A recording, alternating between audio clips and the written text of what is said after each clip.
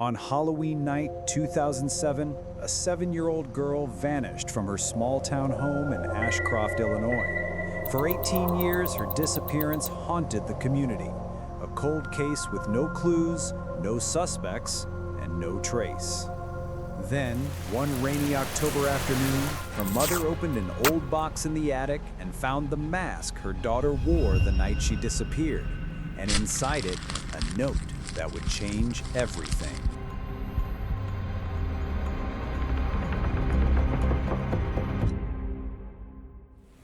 In the fall of 2007, the quiet Midwestern town of Ashcroft, Illinois, was the kind of place people moved to because nothing bad ever happened there. Tree-lined streets, pumpkin decorations on porches, kids in store-bought costumes running door to door for candy. Halloween night was the one time the town felt alive. Glowing jack-o'-lanterns flickered on every block, laughter echoing through the crisp night air. But for the Reynolds family, that Halloween would mark the night their world stopped turning. It was October 31st, 2007.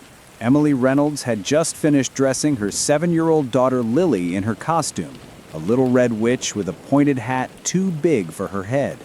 It was their favorite holiday, and it would become the night Emily replayed for the rest of her life. Emily remembered that evening in fragments. The smell of caramel apples cooling on the counter. The sound of her husband, Mark, upstairs searching for his keys. Lily's giggle as she practiced her spooky laugh in front of the mirror. Everything seemed normal. The Reynolds lived at the end of Maple Hollow Drive, a cul-de-sac surrounded by woods. Trick-or-treating usually ended early there, so Emily decided she'd take Lily down to the main road before it got too dark. Mark stayed behind, saying he had to make a quick work call before joining them. He promised he'd meet them by the corner of Elm and Rosewood in 30 minutes. Emily still remembers that promise. The last photo of Lily was taken on Emily's old digital camera. 7:12 p.m. Lily holding her candy bucket, grinning, face painted bright red, standing in front of the maple tree that had just started to lose its leaves. The next photo was never taken. By 7:45 p.m., Emily was walking back toward home alone. She assumed Mark had already come to get Lily, maybe taken her to another neighborhood like they did every year. The porch light was still on, the door was unlocked. Inside, the house felt different, too quiet. Her husband's jacket was still hanging on the chair, his phone was charging on the kitchen counter, and Lily's small red witch hat lay on the floor by the back door. At 8:02 p.m., Emily dialed Mark's number. No answer. She tried again. Voicemail. Then she called the neighbors. No one had seen Lily since the two of them went trick-or-treating. At 8:16 p.m., she dialed 911.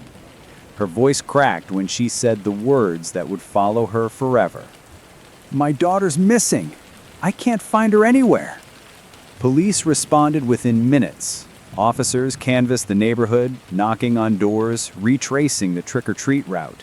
By 9 p.m., the entire block was sealed off with flashing blue lights. Volunteers from 3 counties joined the search through the nearby woods. They brought search dogs, drones, and floodlights. But what they found raised more questions than answers. Behind the Reynolds house, near the edge of the woods, searchers discovered a single Halloween candy bucket overturned in the grass. Beside it lay one child's shoe, sparkly, red, and small. There were no signs of a struggle, no footprints, no blood, just nothing. The official police report would later describe it as a clean disappearance. By midnight, the FBI had been notified. Ashcroft's population of 4,000 swelled overnight with reporters, detectives, and volunteers. Emily and Mark gave tearful statements to the media, pleading for Lily's return. In one televised clip that would replay for years, Emily said, "She was just wearing a red witch costume. She wanted to be scary, but not too scary. Please, if anyone saw her, please." Her voice broke, and Mark put an arm around her. But what the public didn't see, what Emily only realized later, was how strange Mark's silence had been. He hardly spoke during the press conferences. He avoided eye contact with reporters, and when detectives questioned him privately, his answers were rehearsed, mechanical. At the time, Emily thought it was grief. She was wrong. The days that followed blurred together. Flyers, searches, news headlines. 7-year-old girl vanishes on Halloween night. Tips came in from nearby towns, all false leads. Within 2 weeks, the case went cold. Detectives could not find a trace of the girl or her costume, not a fiber, not a footprint. It was as if Lily Reynolds had stepped off the face of the earth. And when the investigation slowed, the marriage began to collapse. Mark withdrew completely, sleeping in the guest room, skipping counseling sessions, missing work.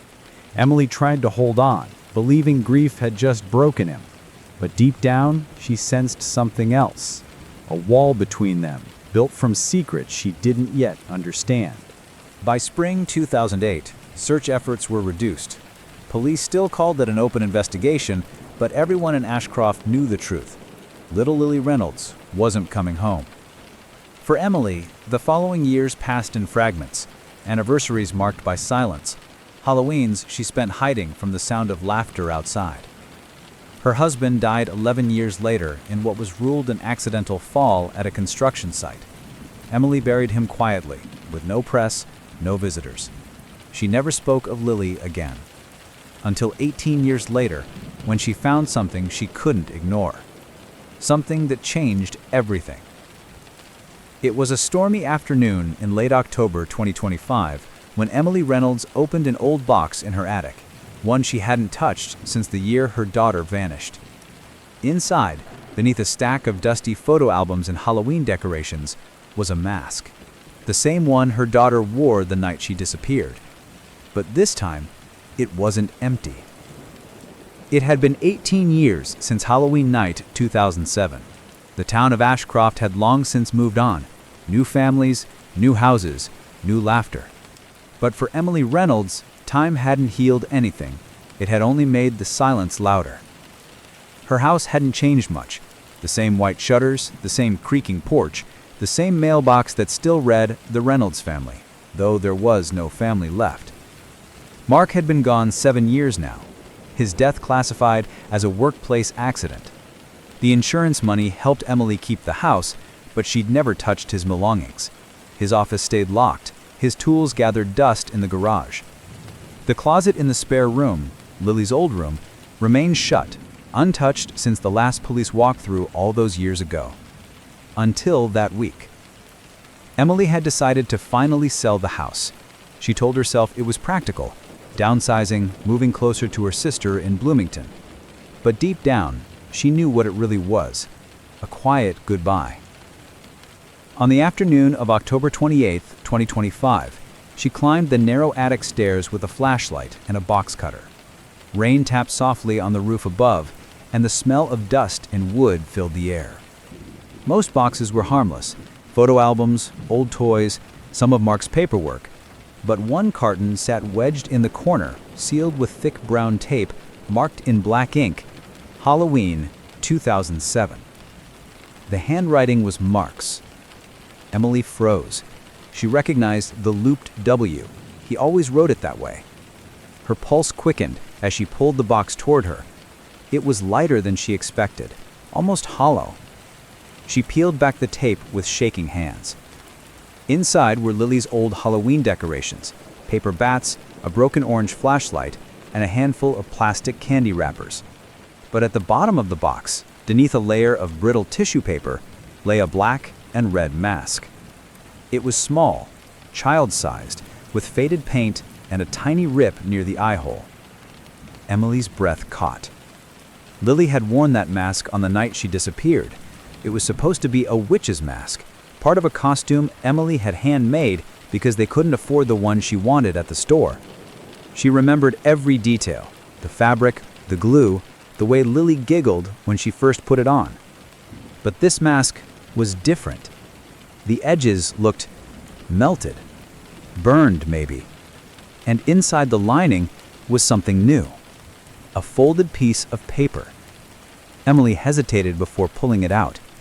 The note was small, written on lined notebook paper in a handwriting she didn't recognize.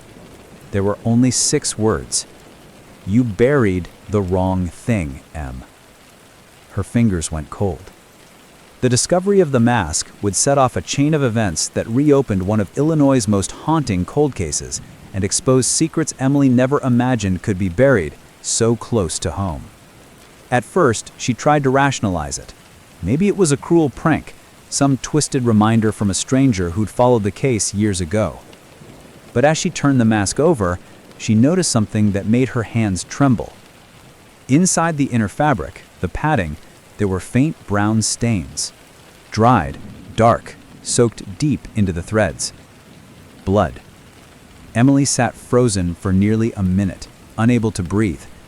Then, on instinct, she placed the mask carefully in a Ziploc bag, sealed it, and called Detective Sam Heller, the officer who'd worked Lily's case before retiring. He picked up on the second ring. "Emily? It's me," she said, her voice trembling. "You need to come see something. It's about Lily." By the time Heller arrived that evening, the rain had turned to sleet. He looked older, grayer, heavier, but his voice carried the same steady compassion Emily remembered from 18 years ago. She led him to the kitchen table where she'd placed the sealed bag containing the mask and note. He stared at it for a long time before saying quietly, "Where did you find this?" "In the attic, a box marked labeled. I don't understand." Heller took a deep breath. "Emily, do you remember if this mask was ever recovered back then?" "No," she said. "We looked everywhere. I made it myself. The police took photos of Lily wearing it that night, but it was never found." He nodded slowly. "And the handwriting on the note? You're sure it's not Mark's?" She shook her head. "No. His writing was neater. It looks rushed." Heller requested permission to take the items for forensic testing. Emily agreed, signing the release form with a trembling hand. As he prepared to leave, she asked the question that had been building in her throat since the moment she saw the note. "What do you think it means?" Heller looked at her for a long moment before replying, "I don't know. But if that's Lily's mask, and it's been in your house this whole time, then whoever left that note wanted you to find it." Within 48 hours, forensic analysis confirmed that the blood inside the mask was human and that it belonged to a child, but it wasn't Lily's. The results stunned investigators. The DNA matched an unidentified profile found years earlier in a separate missing child case, another girl from a town less than 50 miles away who vanished the Halloween after Lily. Her name was Mara Kessler. She was 8 years old. The discovery made headlines overnight. 2 Halloween missing girls connected by blood evidence, read one article. Reporters flooded Ashcroft again. Emily's driveway became a parking lot for news vans. She refused interviews, speaking only to Heller and a young investigative journalist named Grace Whitefield, who had been covering cold cases for a Chicago paper. Grace arrived at Emily's home 3 days later with a recorder and a folder of documents. "I've been following the Kessler case for years," Grace explained. "And there's something strange. Both girls disappeared on Halloween night. Both were wearing homemade costumes, and both families reported seeing a man in a mask near their house that night." Emily frowned. "What kind of mask?" Grace pulled out a grainy photo, a security still from a gas station camera taken the night Mara Kessler disappeared. A man stood near a vending machine, half turned toward the lens. His mask was dark red and black, identical to Lily's. Emily stared at the image, her pulse pounding. That's my daughter's mask." Grace nodded. "Yes, and the man wearing it wasn't your husband." The revelation reopened every wound Emily thought had scarred over. The mask that once symbolized her daughter's innocence had become evidence of something far more sinister, a link between disappearances 18 years apart and a man no one could yet identify. That night, Emily barely slept. She sat in Lily's room, surrounded by boxes, staring at the bare closet where the mask had been stored. For the first time since the funeral, she opened Mark's old office, the one room she'd always avoided. The air was stale, the desk covered in dust. She turned on the lamp and froze. Pinned to the corkboard above the desk were dozens of maps, local, regional, each with Halloween dates marked in red ink. 2007, 2008, 2009. And beside each date, one phrase repeated over and over: remember the mask. What Emily had uncovered that night would not only reignite the investigation, it would unravel a secret buried beneath 18 years of silence and expose the man she thought she knew better than anyone. Just when investigators thought they'd seen every kind of Halloween tragedy, a single line scribbled in red ink inside Mark Reynolds' office would blow the case wide open and force police to ask the question no one in Ashcroft ever wanted answered. Had the killer been living inside the Reynolds home all along? The following morning, Emily sat across from Detective Heller in her dining room, clutching a cup of coffee gone cold. Grace Whitefield, the journalist, recorded quietly in the background. On the table between them lay the maps she'd found, a pattern of dots and red markings circling towns across Illinois and Indiana. Every one of these, Heller said, tracing a finger along the lines, matches the dates of reported missing children on Halloween night for 3 consecutive years. Emily blinked. You're saying Mark was tracking them? Or someone close to him was? Grace leaned forward. These towns, they're all within a 100-mile radius of a construction company your husband worked for. The company that handled seasonal setups, parade floats, fairgrounds, holiday displays, access to neighborhoods, schools, even security systems. Emily's stomach turned. The job that once paid their bills now looked like the perfect cover, and it begged the question every true crime investigator fears. Was the killer hiding in plain sight, using his work to choose victims? Grace opened a folder and slid a faded invoice across the table. This order came from a rental facility in 2008. Fake tombstones, costumes, and masks. The signature at the bottom? Mark Reynolds. Emily felt her pulse hammer in her ears. But Mark died in 2014. If he was involved, why keep this stuff hidden all these years? Heller nodded slowly. Because maybe someone else wanted it to stay that way. He stood, scanning the office doorway. Emily, I need your permission to do a full search of the property. Attic, garage, crawl space, everywhere.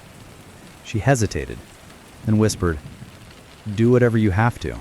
Hours later, technicians swarmed the Reynolds property. Drones circled overhead while evidence teams combed through decades of forgotten boxes. In the garage, officers pried open an old chest sealed with rusted locks. Inside were dozens of VHS tapes labeled in black marker. Oct 31, practice run. Maple Hollow footage, Red Witch number 1. Grace's recorder clicked on automatically. Detective, what are we looking at here? Heller exhaled. Evidence, maybe. Something worse. They carried the tapes inside. Emily stood frozen as a technician inserted the first one into an old player. Static. Then a shaky handheld shot of a neighborhood, her neighborhood, filmed from inside a van. Children in costumes passed by. The camera lingered on them like prey. Then a voice, Mark's. The red one. She's perfect. Emily screamed and turned away. For 18 years, the tape had sat less than 20 feet from Emily's kitchen, proof that the monster she'd been searching for had been right beside her every night. Heller muted the screen and faced her gently. Emily, we'll handle the rest. You don't need to watch. But Emily shook her head. No, I do. Another tape, labeled Trial 2, Woods. The footage showed a clearing near a lake. Mark wasn't alone. Another man was there wearing the same red and black mask and helping him dig. Grace zoomed in on the paused frame. That's not Mark. Who is that? Heller called for the still to be enhanced. Minutes later, the grainy outline sharpened just enough to reveal the familiar jawline and tattoo. Emily's voice broke. That's my brother. The revelation hit Ashcroft like a lightning strike. 2 men, related by marriage, now linked to a string of Halloween abductions. But as investigators soon learned, the story went even deeper than blood. Grace stayed with Emily that night as police searched her brother's property 20 miles away. Around midnight, Heller called with the results. They'd found bones, small, fragile, buried beneath an old garden shed. Alongside lay scraps of fabric the lab later matched to Lily's costume. Emily collapsed to her knees. Grace shut off her recorder. For the first time in her career, she didn't want to document, she wanted to comfort. Emily whispered, "He said he helped Mark build the playhouse for Lily. Maybe it wasn't a playhouse." The discovery confirmed everyone's worst fear, but it also opened a darker possibility. If the bones under the shed belonged to Lily, then whose blood was inside the mask? Because according to forensics, that DNA was still unidentified, and it belonged to someone who was still alive. As police traced the final DNA sample, they uncovered a name that connected all 3 disappearances and one that would force Emily to question everything she thought she knew about her husband's past. When detectives matched the final DNA sample, they didn't just connect one killer to another. They uncovered an entire network hiding behind Halloween. And what they found next proved that Lily Reynolds' case was only the beginning. The call came just after sunrise. Detective Heller's voice was low, steady, but different. He'd sounded tired before. Now he sounded afraid. "Emily, we got a hit." "Who?" "The DNA from the mask matches a man named Darren Cole. He worked construction with Mark in 2007, and he was on the payroll the week Lily vanished." Grace Whitfield set down her recorder. "I've seen that name before," she said, flipping through a stack of files. "Cole was interviewed after the Kessler disappearance, but the statement vanished from the public record." Heller nodded. "We found the original transcript. He said something back then that makes sense now. The masks keep them safe." Emily whispered, "Safe from what?" That single sentence, "the masks keep them safe," would become the key that unlocked one of Illinois' strangest and most chilling criminal conspiracies. Investigators raided Cole's storage unit on the outskirts of town. Inside were dozens of identical red and black masks, sealed in plastic, stacked like inventory. Under the fluorescent lights, each one looked hand-painted, the brush strokes uneven, as if made in secret. But what chilled Heller most was the binder sitting beside them, a ledger titled The Circle. Every page listed dates, initials, and zip codes. Every October 31st had at least one entry. Grace filmed the evidence as it was bagged. "Detective," she asked, "you think this was a trafficking ring?" Heller exhaled. "If it wasn't organized, it's the best imitation I've ever seen." He flipped to the back of the binder. The final page read, 2025, Ashcroft, Final Offering. At the precinct, Grace and Emily waited in the interview room as agents briefed them. The words blurred together: multi-state operation, ritualized abductions, video exchange. Emily's mind clung to one fact. Her husband's name appeared 12 times in the ledger, her brother's 5. Grace's camera light blinked softly. "Emily, are you sure you want this on record?" Emily nodded through tears. If there are other mothers out there who still don't know, they deserve the truth. For viewers who followed the case since 2007, this was the moment everything changed. The point when a single missing child story evolved into a statewide hunt for an underground cult of predators hiding behind Halloween traditions. Heller met them later that night. He carried a flash drive in an evidence bag. He said, "Found in Cole's computer. You need to see it." On the screen appeared security camera footage, a workshop lit by strings of orange bulbs. Men in work clothes painted masks, while children's voices echoed faintly from another room. A date stamp blanked, October 31st, 2008. Then the camera panned. Emily froze. Mark was there, laughing. Her brother handed him a brush. Behind them, Darren Cole adjusted a camera tripod. Heller paused the video. They called themselves The Circle. They believed Halloween was a night of rebirth, a chance to erase identities. Every year they'd choose one child, film the ritual, then destroy the evidence, except for trophies. Grace swallowed. Trophies, like the mask. The next morning, the FBI joined the investigation. Cole was arrested at a truck stop 2 counties away. Under questioning, he claimed the killings were symbolic, that the children weren't meant to die, but rather to begin anew. Heller later said it was the coldest confession he'd ever heard. Cole described Mark Reynolds as the architect of the circle. Emily listened from the observation room, her hands shaking. When asked why the group stopped after 2009, Cole smiled. Because the last one went wrong. The wrong child died. That single line would haunt investigators for months. The wrong child died. If Lily wasn't the intended victim, who was? Forensics soon confirmed it. The skeletal remains under Emily's brother's shed belonged to Mara Kessler, not Lily. Somehow, the two girls' costumes had been switched at a neighborhood party just hours before both families went trick-or-treating. Lily had been taken by mistake, and when Mark realized it, he panicked. According to Cole, Mark tried to return the offering, spiraling into guilt and paranoia until his accident in 2014. Whether he fell or someone silenced him, no one could prove. Grace's narration for her upcoming exposé captured it best. In a town that believed evil wore a stranger's face, it had lived behind a husband's smile, a brother's handshake, and a neighbor's friendly wave. But the discovery of Mara Kessler's body wasn't the end of the Halloween mystery, because one mask from the storage unit didn't match the others. It was smaller, newer, and dusted with glitter, the exact same kind Lily wore the night she vanished. And inside that mask, investigators found a tiny strip of cloth from a hospital gown. Detectives traced the lead to a psychiatric facility with a secret patient admitted in 2010, a young girl who called herself Red Witch Number 1. And what they uncovered next would rewrite everything Emily thought she knew about her daughter's fate. Just when investigators thought the nightmare had ended, a single piece of fabric hidden inside one of the masks led them somewhere no one expected, to a locked ward in a small-town psychiatric hospital. And what they found there would turn the entire case upside down. The strip of cloth found in the glittered mask was pale blue, the kind used in hospital gowns. Forensics identified a partial patient ID printed along the edge, S173L.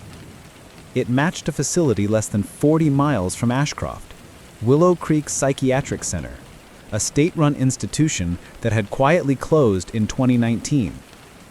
Detective Heller and Grace Whitfield drove out together. The building sat behind rusted gates, the paint peeling, windows boarded. Inside, dust and silence hung heavy, but the records room was intact. Heller sorted through boxes until he found the matching code. Patient S173L, admitted March 12, 2010. Age approximate 10 years. Name given, Red Witch Number 1. Grace whispered, "That's the nickname from the tapes." It was the kind of discovery that makes veteran detectives stop breathing for a moment, because if this girl was 10 years old in 2010, she could be the very child everyone thought was dead. Further in the file, one note stood out.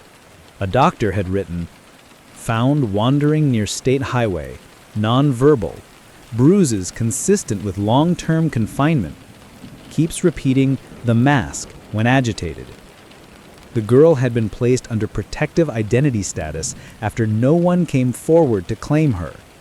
She was transferred twice.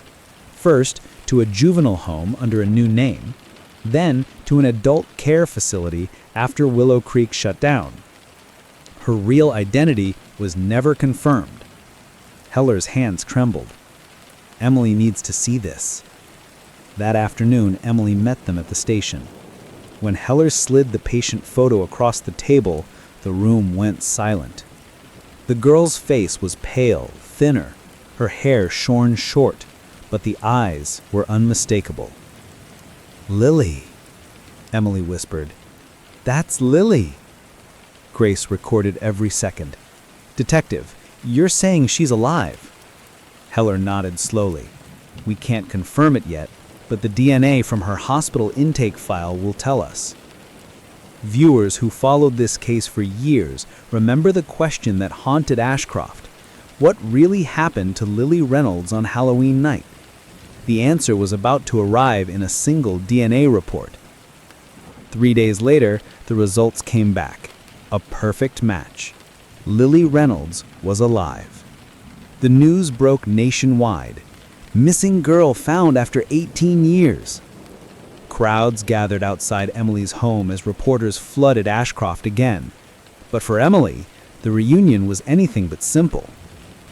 Lily had been transferred to a long-term rehabilitation ward under the name Sarah Lawson. She was 25 now, but her mind, doctors warned, might still be that of a frightened 10-year-old child. Trauma, isolation, and years of medication had left deep scars. When Emily entered the room, Lily sat by the window, drawing circles on the fogged glass. A faint tune escaped her lips, the same Halloween rhyme she'd sung as a child. Emily fell to her knees, sobbing. "Sweetheart, it's me." Lily turned slowly. For a heartbeat, her eyes flickered with recognition, then fear. She whispered, "You weren't supposed to find me." Those 5 words chilled investigators to the bone. Because if Lily wasn't supposed to be found, someone had been making sure she stayed hidden all along. Over the next week, Grace pieced together what had happened. According to hospital logs, an anonymous donor had been paying for Lily's care under a fake identity for more than a decade. The payments came from a routing number matching a dormant business connected to Mark Reynolds' company. Emily listened in disbelief. He kept her alive? Grace nodded. It looks that way. He couldn't face what happened.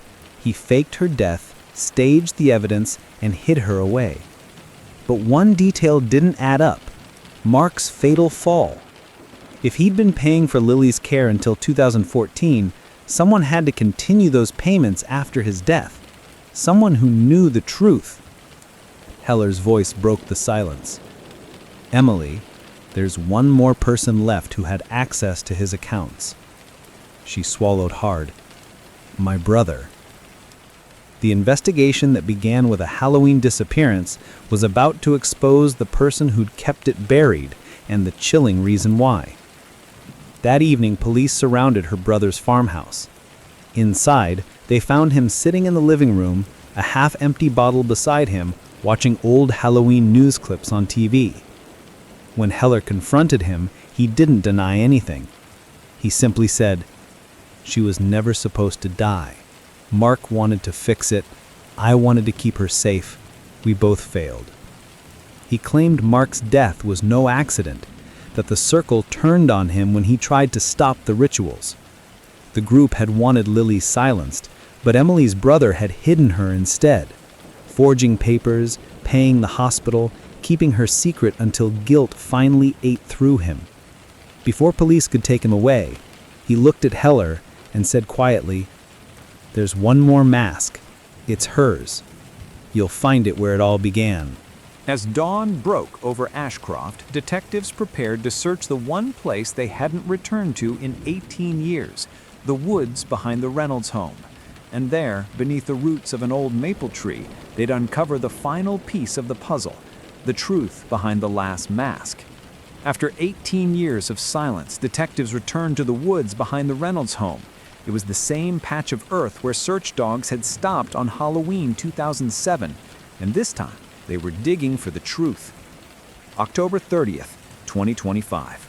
The air was sharp, the ground still damp from overnight rain. Evidence flags dotted the clearing like ghosts of the old search party. Emily stood behind the crime scene tape, clutching her coat. Heller signaled the forensics team. The metal detector clicked once, twice, then gave a steady tone. Within minutes, a shovel struck something solid. A small metal box rusted shut. Inside, wrapped in plastic, lay a child-sized mask, perfectly preserved, red and black, but with one new detail. A single tear painted down the cheek in white. Grace filmed from a distance, narrating quietly. 18 years after Lily Reynolds vanished, investigators have unearthed what appears to be the original mask, a final message left by the men who called themselves the Circle.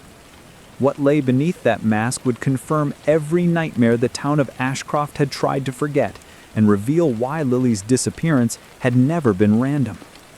Beneath the box, they found a sealed envelope. Heller slipped on gloves and opened it. Inside was a letter, the handwriting unmistakably Mark Reynolds. It read, "If you're reading this, I've failed." The Circle was never a cult, it was a cover. They took contracts, children from custody disputes, debts unpaid, favors owed. I built the masks to keep track. Each one meant a life owed. I tried to save one, the Red Witch, but saving her meant losing everything else. Grace whispered, "He was trying to expose them." Heller nodded, and someone made sure he didn't. The team lifted another layer of earth and found a small waterproof container holding an old camcorder. The tape inside was labeled Truth 31. They played it on site. The screen flickered to show Mark in his workshop, eyes hollow, voice trembling. "If something happens to me, find the mask with the tear. It'll tell you who gave the orders. It wasn't me. It was..." Static swallowed the rest. When the image cleared, the tape ended. Emily whispered, "He was naming someone." For years, viewers asked who really led the Circle. The answer was about to shock not just Ashcroft, but the entire state. Digital forensics restored the final 5 seconds. Mark's last word was barely audible. "Heller." Grace froze. Detective Heller? Emily stared at him in disbelief. Heller's face went white. "That's not possible. I didn't even meet Mark until 2008.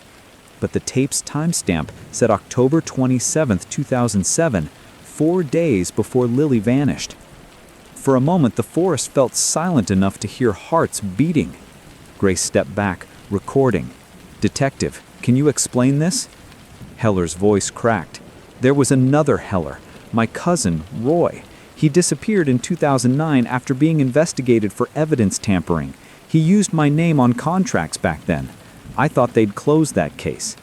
What investigators uncovered next connected the dots. 2 Hellers, 1 identity, and a trail of missing evidence that stretched across state lines. Records later proved it. Roy Heller had been part of the Circle's financial wing, handling payments and falsified police reports. When he vanished, the entire operation collapsed. Mark had discovered the fraud and tried to expose him. Before he could, Roy framed him in the videos, then vanished overseas. Grace turned off her camera, whispering, so the man investigating Lily's case was cleaning up his cousin's mess all the time. Emily looked down at the recovered mask. Beneath the white tear, someone had scratched 3 letters into the paint. RH7. RH, Roy Heller. 7, Halloween 2007. That night, Emily sat in her living room, the original mask sealed in evidence plastic on the coffee table. Rain hammered the windows like the night her daughter vanished. Grace's closing narration played over footage of the woods being cordoned off again. The mask with the tear proved one thing. The monsters behind the red and black masks weren't strangers in the dark. They were fathers, brothers, officers, and men of trust. And for 18 years, they hid in plain sight. But even after Roy Heller's name surfaced, one question remained. Who delivered the box to Emily's attic that rainy night? The box that restarted everything. Investigators traced a single fingerprint on the tape's edge, and it didn't belong to Emily, Mark, or Roy. It belonged to someone still living inside Ashcroft. For 18 years, one secret kept a town frozen in fear.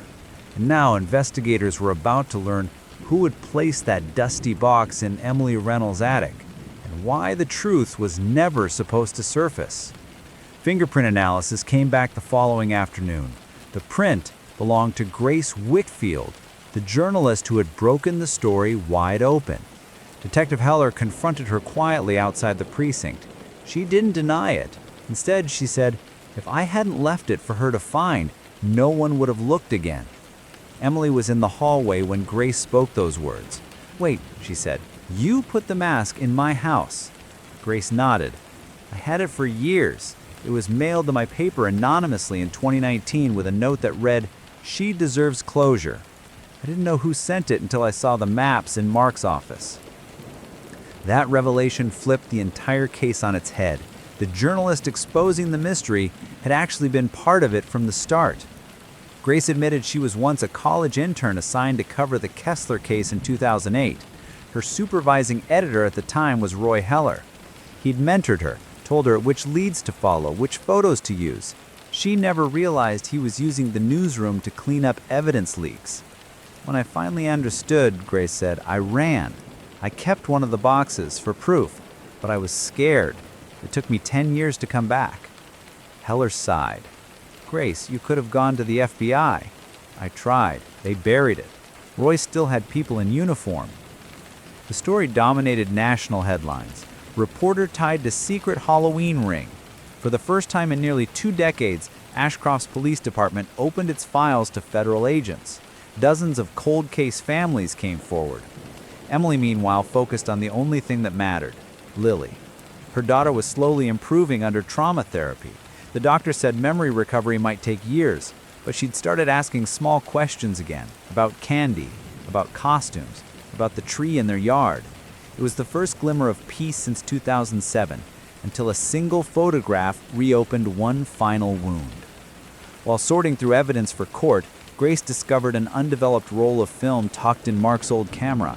The negative showed their living room on Halloween night, and one picture that froze her blood. A man stood at the back door, half hidden in shadow. Not Mark, not Roy. He was tall, wearing the red and black mask, and holding Lily's candy bucket.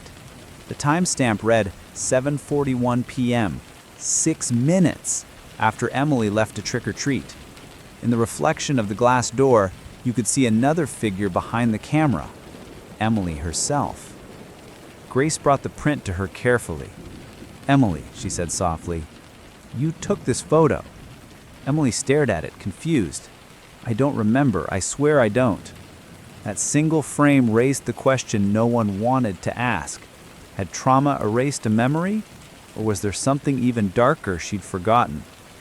With therapy sessions, fragments began to surface.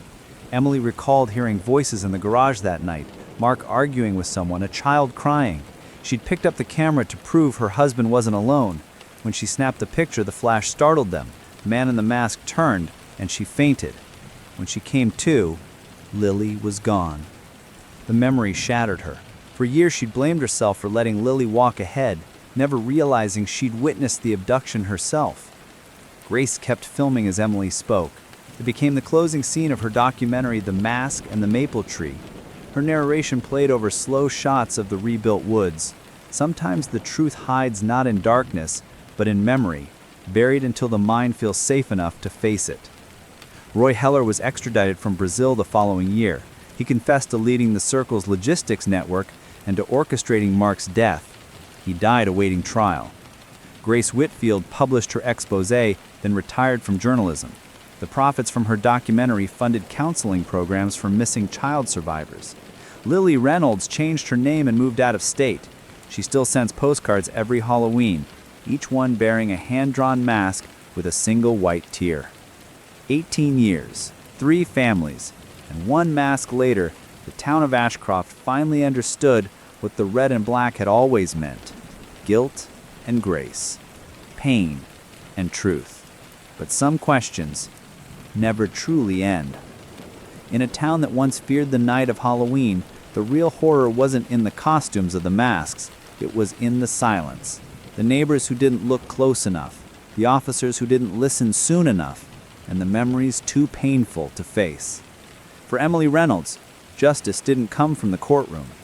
It came from finally knowing that her daughter had survived and from taking off the mask she'd worn herself for 18 years.